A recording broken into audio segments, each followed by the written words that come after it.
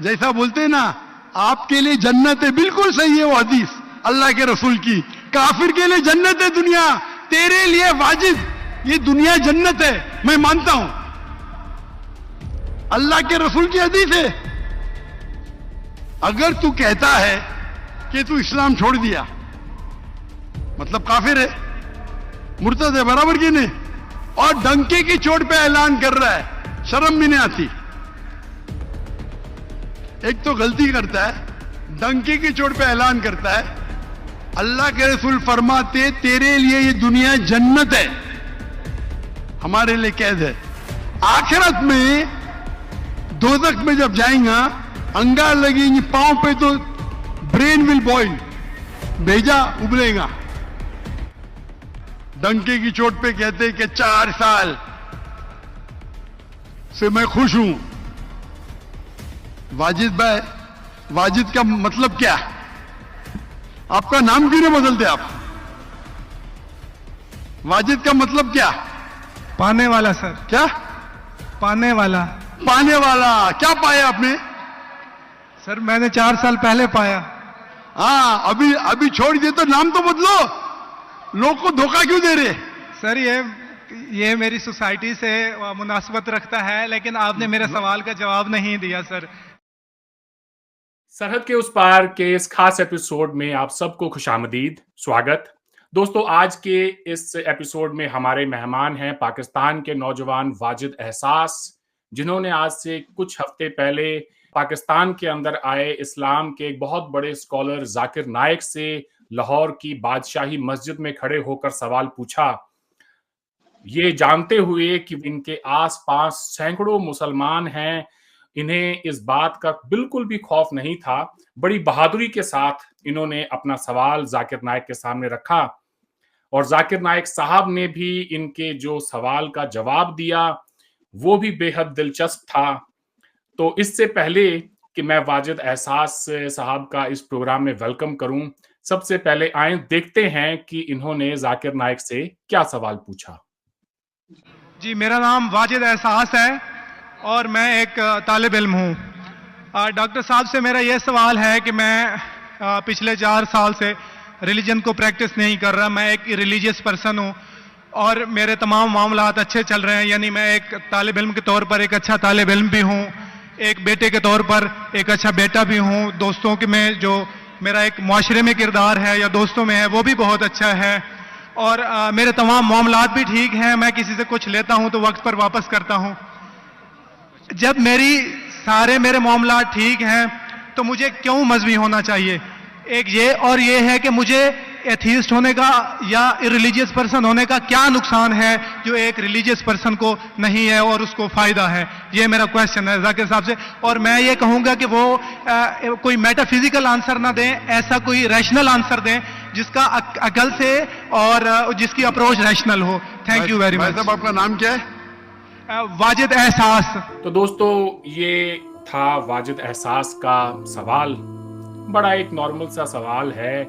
चाहिए तो ये था कि जाकिर नाइक साहब इनके सवाल का ठीक उसी अंदाज में जवाब देते जैसे शायद वो अपने बेटे को देते हों। हमारे जो बड़े हैं, ये उन सब को समझना होगा कि आज की नौजवान नस्ल, फिर वो चाहे किसी भी मजहब के अंदर मानने वाले हों, उनके जहन में बहुत सारे सवाल हैं। वो इस इंटरनेट की दुनिया से जुड़े हैं, मॉडर्न एजुकेशन का भी उनके ऊपर एक बहुत बड़ा असर है। तो जाहिर सी बात है उनके जहन में बहुत सारे सवाल भी होंगे। तो बेहतर होता जाकिर नाइक साहब भी उन सवालों के अक्ल और दलील की जो बुनियाद पे जवाब देते, ना कि एक नौजवान के पीछे हाथ धो के पड़ गए जिस तरह से उन्होंने जवाब दिए। तो मैं चाहूंगा कि आज के प्रोग्राम के हवाले से हम वाजिद एहसास साहब से बात करें, जानने की कोशिश करें उनकी जर्नी के बारे में, not as an atheist but as a critical thinker. ज्यादातर पाकिस्तानियों के नजदीक वाजिद एहसास एक इस्लाम को ना मानने वाला शख्स है। मेरी नजर में वाजिद एहसास एक क्रिटिकल थिंकर है जिनके जहन में बहुत सारे सवाल हैं और अपने उन्हीं सवालों को लेकर अपने एक मासूमाना अंदाज के अंदर वो लाहौर की बादशाही मस्जिद में खड़े थे। हर सवाल पे जाकिर नाइक साहब चिढ़ते चले गए और इनके चेहरे पे सिर्फ एक मुस्कान थी। इन्होंने बार बार कहा, जाकिर नाइक साहब मेरा ये सवाल नहीं है, मैं आपसे कुछ और पूछना चाहता हूं। उन्होंने सवाल का जवाब तो नहीं दिया, हाँ जो कहा वो हम सब ने देखा।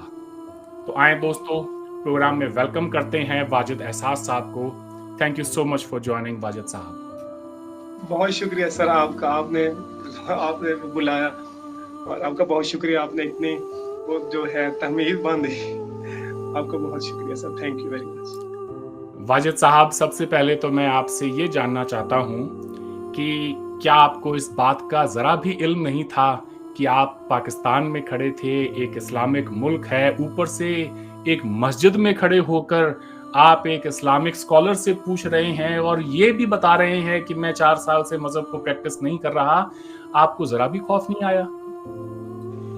सर खौफ तो अब हर जगह पर होता है, लेकिन ये है कि मुझे इतना पता था कि अगर मैं कोई भी सवाल करता हूँ तो मुझे कोई कुछ नहीं कहेगा, और खासकर उस जगह पर जहाँ पर मैं खड़ा था, तो वहाँ पर अब ऐसा भी नहीं है कि जो है जिस तरह हम लोग जो बाहर बैठे होते हैं या जो लोग इस चीज़ में नहीं होते, वो समझते हैं कि बहुत ज़्यादा जो है ना शिद्दत पसंदी है एक जगह पर, लेकिन इतनी भी नहीं है कि आप अगर सवाल करेंगे तो आपको वो कोई नुकसान होगा। हो भी सकता है, उसकी पॉसिबिलिटी भी है, लेकिन ये था कि उसमें चांसेस थे कि आप यानी एक मुहज़्ज़ब अंदाज में अगर सवाल करेंगे, तो मेरा मकसद उनसे कोई बहस करना नहीं था। मैंने अपना सवाल रखा था, और मैं जिस तरह अपने सवाल के साथ मुखलिस था, इसी तरह मैं अपनी जान के साथ भी मुखलिस था। मुझे पता था कि मैं अगर एक जो है उसको लेकर जाऊँगा, जैसे एक प्यासा जाता है पानी कुएं के पास, तो एक चाहत के साथ, तो मेरा जो मकसद था वो उनसे सवाल उनके सामने रखना था, और मुझे था कि वो एक अच्छा कोई अकली जवाब देंगे मुझे ये नहीं पता था कि वो इस तरह करेंगे,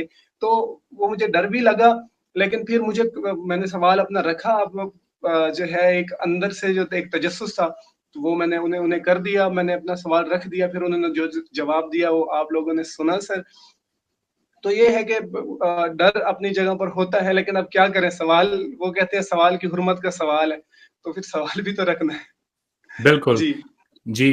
तो जैसा कि आपने बताया कि पाकिस्तान को लेके एक परसेप्शन है, खास तौर से जी हिंदुस्तान जी के अंदर भी, कि भाई बहुत ही ज्यादा शिद्दत पसंदी है उस माशरे में, और वहां पे किसी किस्म के ऐसे सवाल की तो गुंजाइश है ही नहीं। इससे एक बात तो क्लियर हुई कि पाकिस्तान जी में हर तरह के ओपिनियन को रखने वाले लोग हैं, और उनके लिए स्पेस भी है कि वो अपना सवाल रख सकें। रख सकते जी जी जी। तो जी अब ये बताएं, जब आपने जाकिर नाइक साहब से ये सवाल पूछा तो उनका जो जवाब था, वहां तो आपको जी इतना मौका नहीं मिला कि आप जी उनके जवाब में कोई क्वेश्चन पूछ सकते। जी आपने बार जी बार कहा कि सर मेरा ये सवाल नहीं है, मैं जो पूछना चाह जी रहा हूं आपसे वो कुछ जी और है।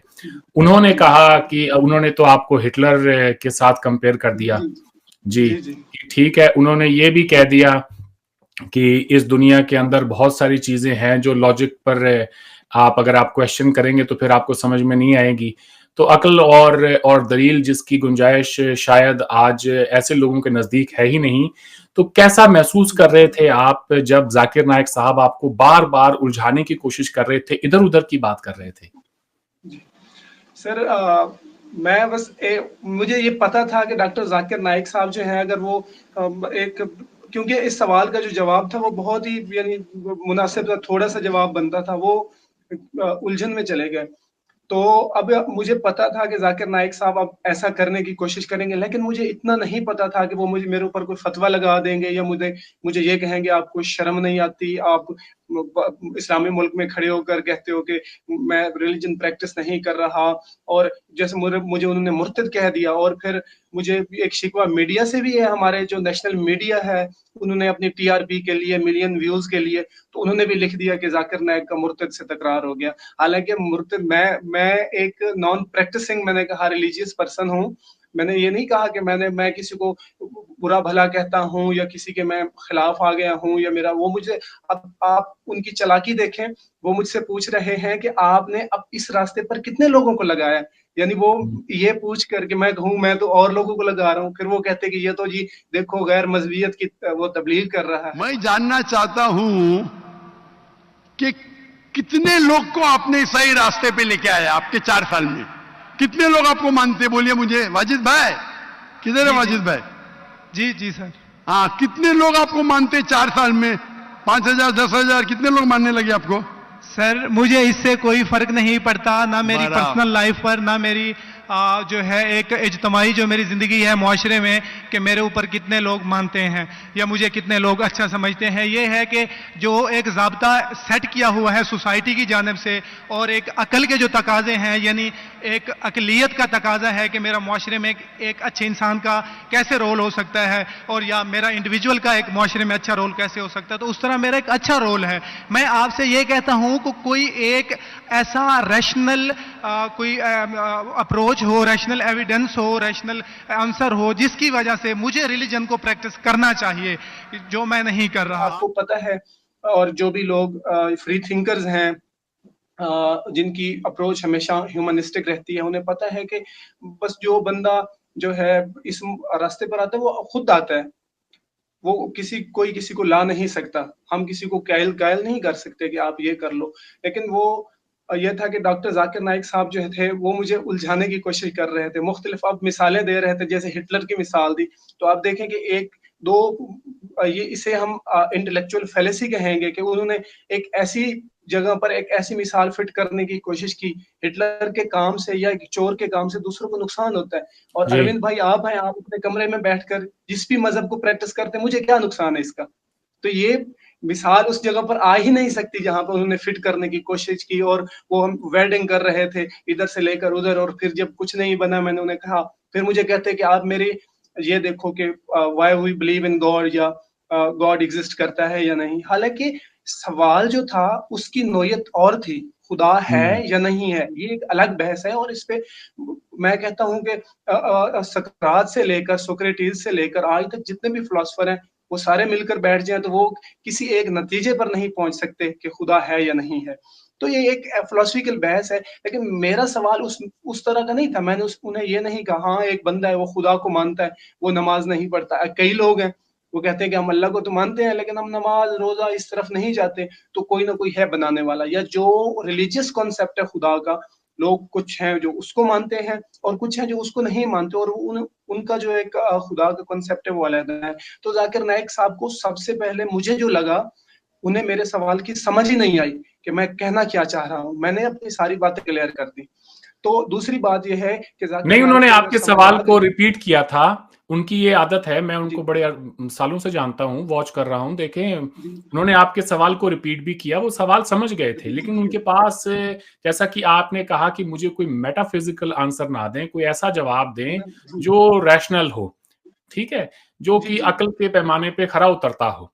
वहां पे उन्होंने जो है आपने, अब आप तो भाई एक आम इंसान की तरह ये कह रहे हैं कि मैं सबके साथ मामलात में ठीक हूँ, अच्छा स्टूडेंट हूँ, अच्छा बेटा हूँ, चोरी नहीं करता, झूठ नहीं बोलता, अपने काम से काम रखता हूँ, बस यही है कि मैं मजहब प्रैक्टिस नहीं कर रहा हूँ। तो उन्होंने तो ये आपका कंपैरिजन हिटलर के साथ नहीं, चोर के साथ भी कर दिया था कि चोर को भी ऐसा ही लगता है कि मैं चोरी कर रहा हूँ। तो फिर वो, भाई चोर अगर चोरी कर रहा है तो उसके मुआशरे पे असरात होते हैं। वो किसी दूसरे की चीज जो है अपने पास लेकर आ रहा है चोरी करके, चुरा के, तो उसके कॉन्सिक्वेंसेस होते हैं।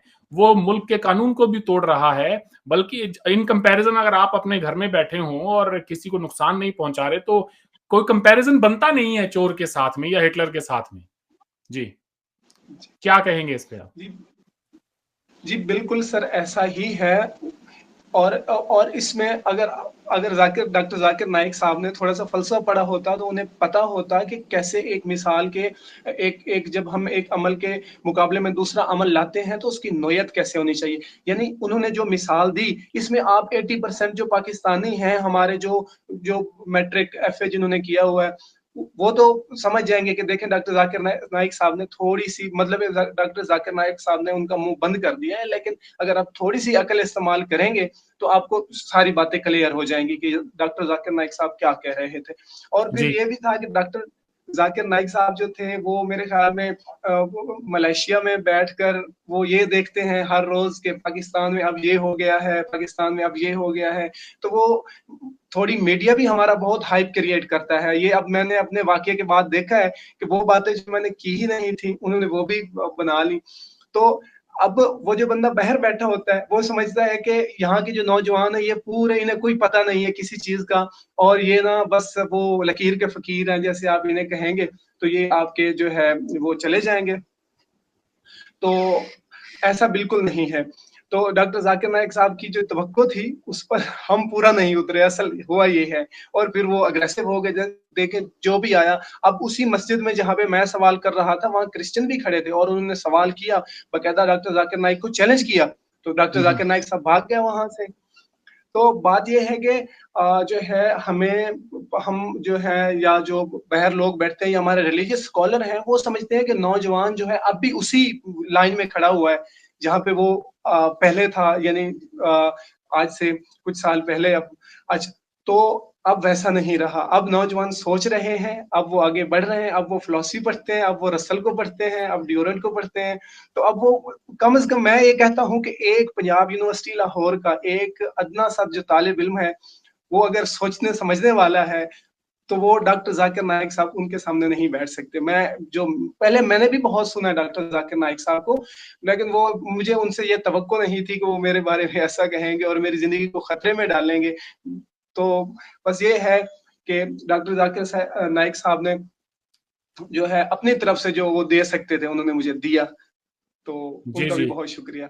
मैं तो ये समझता हूँ कि अगरचे डॉक्टर जाकिर नाइक साहब इस्लाम की कोई खिदमत कर रहे हैं, तो जब जी आपसे उनकी गुफ्तगू हुई तो मुझे तो वो कोई खिदमत भी वहाँ पे नज़र नहीं आई। उनके जी जवाब को देखकर तो शायद हो सकता है कि बहुत सारे लोग ये कहें कि भाई ये नौजवान जो है इसके सारे सवाल जो हैं वो बिल्कुल दुरुस्त हैं और डॉक्टर जाकिर नाइक साहब जो बात कर रहे हैं वो बेबुनियाद बातें कर रहे हैं। तो अगर उनको लगता है कि वो कोई इस्लाम के लिए कोई बहुत बड़ा उन्होंने रोल अदा किया है पाकिस्तान में आके, तो ऐसी भी कोई बात नहीं है। जी अच्छा ये बताएं, जब जी उन्होंने ये कहा कि वाजिद मेरे पास तो मैं तो एक अरबपति हूँ और मेरे पास अरबों का घर है और गाड़ी है इतनी महंगी, तुम्हारे पास क्या है भाई? तुम्हें मानने वाले कौन हैं और तुम्हारी बातें सुनने वाले लोग कौन हैं? आप तो आपकी हालत देख के मुझे अफसोस हो रहा है। मेरी हालत तो बहुत अच्छी है भाई।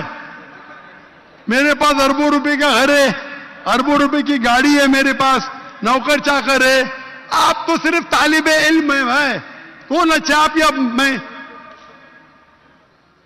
तो आपको ऐसा नहीं लगा कि एक स्कॉलर को और इतने बड़े इंसान को, वो कहते हैं ना इंसान जब जितना बड़ा हो जाता है उसके अंदर उतनी ही ह्यूमिलिटी होती है, तो वो चीज तो जी उनके अंदर दिखाई नहीं दे रही थी। एक कहीं ना कहीं पे मुझे उनके अंदर कूट कूट के ऐसा लग रहा था कि बहुत ज्यादा घमंड है। क्या कहेंगे आप? जी सर, उनके बारे में बस ये है कि अब वो एक कंपैरिजन कर रहे थे, मुझे कह रहे थे आप एक अदना से तालिब इल्म हैं, और हम्म। मैं अगर मुझे मौका मिलता तो मैं उन्हें कहता कि डॉक्टर साहब तालिब इल्म अदना नहीं होता।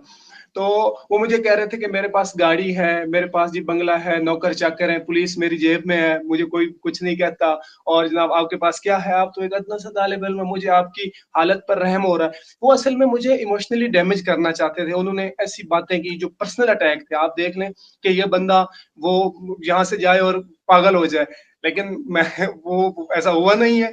तो मैं वैसे ही सही सलामत बैठा हूँ। मुझे पता था कि वो मुझे अब ये बातें करके कहेंगे। फिर आप ये देखें उनकी अपनी बात में ना पूरा तजाद है सर।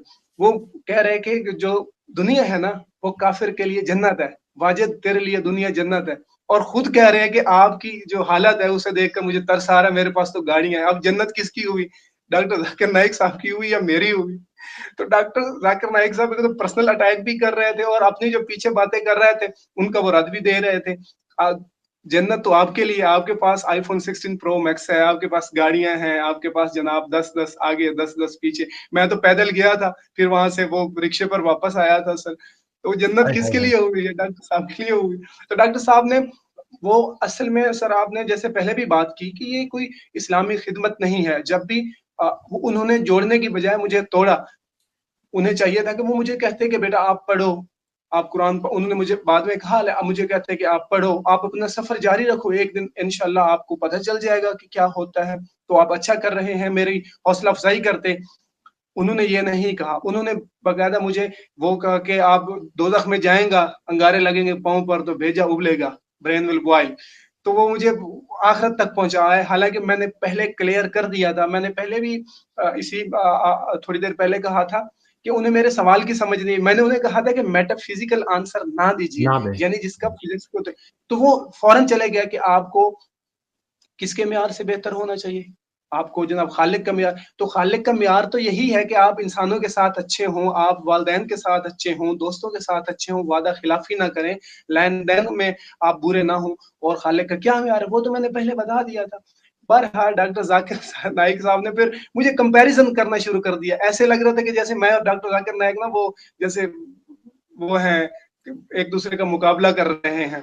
हालाँकि मेरी हैसियत बिल्कुल उन जैसी नहीं है, और ना मेरी, मैं सारी ज़िंदगी भी पैसा कमाऊँ, तो मेरी उन जैसी हैसियत नहीं बन सकती। फिर भी उन्होंने एक मसखरे का जो फेस था वो ज़्यादा पेश किया, और एक जो रिलीजियस स्कॉलर का वो बहुत कम था, वो बहुत कम था। जहाँ पर भी वो गए उन्होंने कंट्रोवर्सी छेड़ दी कि ये होता है, ऐसा होता है, फलां होता है, ढिमका। अब वो दुनिया नहीं रही जहाँ पे आप आपने माइंड को सेट किया हुआ है, आप उससे बाहर निकले। आप देखें कि अब 2024 है, और अब लोग वो नहीं सोचते जो आज से 20 साल, 30 या 40, 50 या आज से 1000 साल पहले सोचते थे। जी। जी, बिल्कुल आप ठीक कह रहे हैं। यकीनन अगर आपके लिए ये दुनिया जन्नत है, वाजिद भाई, तो जी। इसमें भी कोई शक नहीं है कि ज़ाकिर नाइक साहब के लिए भी ये दुनिया जन्नत है, ब बल्कि उनके लिए तो एक आला मुकाम की जन्नत है। जी। उनके पास तो इस दुनिया जन्नत के सारे ऐशो-आराम जो कि किसी इंसान को मैसर हो सकते हैं, वो सारे मौजूद हैं। एक मुसलमान के लिए तो ये दुनिया इम्तिहान है, तो इम्तिहान के अंदर इंसान इतनी ज़्यादा लग्ज़रीज़ तो अफ़ोर्ड नहीं कर सकता। नहीं उसके कर सकता, पास नहीं कर तो सकता। जो है बुनियाद की जो जो चीज़ें हैं वही अगर मिल जाएँ तो काफ़ी है। तो ये तो अब सुनने वाले लोगों को अंदाज़ा हो गया था, उसी दिन हो गया था। उसमें अगर आप वीडियोज़ के नीचे कमेंट्स पढ़ें, तो उसमें खुद ही जी। लोगों ने ये जवाब दिया ज़ाकिर नाइक साहब को कि भई असल में तो ये दुनिया आपके लिए जन्नत है, सारे मज़े तो आप लूट रहे हैं। ये तो देखें एक जी। अदना-सा तालिब-इल्म है, और आप ताना इसको दे रहे हैं उल्टा। बहरहाल आगे बढ़ते हैं, ये सवाल भी मैंने पूछना था, अच्छा किया आपने खुद ही इसकी वज़ाहत कर दी। अच्छा ये बताएँ कि आपको ये महसूस हुआ कहीं न कहीं पे कि आप पाकिस्तान, हिंदुस्तान के लोग जो कि उर्दू ज़बान को समझते हैं, ये सवाल पूछकर आप उन तमाम लोगों की खिदमत कर रहे हैं, न जाने कितने सैकड़ों ऐसे बच्चे होंगे, जिनके ज़हन में इस तरह के सवाल होंगे। ये जानते हुए कि आपके आस-पास लाखों लोग मौजूद हैं, टेलीविज़न सेट्स के ऊपर आपको पूरा पाकिस्तान देख रहा है, मुमकिन है हिंदुस्तान की भी एक बड़ी आबादी आपको देख रही हो।